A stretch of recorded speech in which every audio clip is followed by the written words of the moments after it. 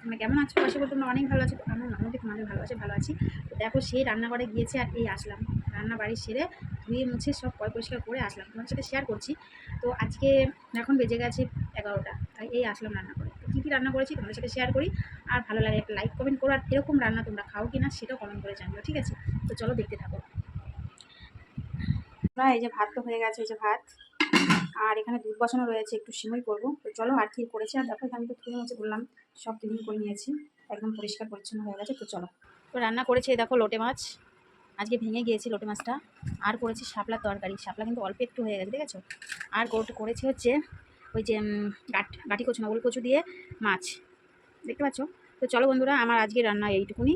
কেমন হয়েছে কমেন্ট করে জানিও। তোমরা কি খাও গাটি কচু? এই দেখো গাটি কচু দিয়ে আলু দিয়ে মাছ। চলো দেখতে থাকো, আমার পুরো ভিডিওটা দেখবে, লাইক কমেন্ট করবে, আর পাশে থাকবে, সঙ্গে থাকবে, ভালো লাগবে। এরকম ভিডিও দিতে থাকবো।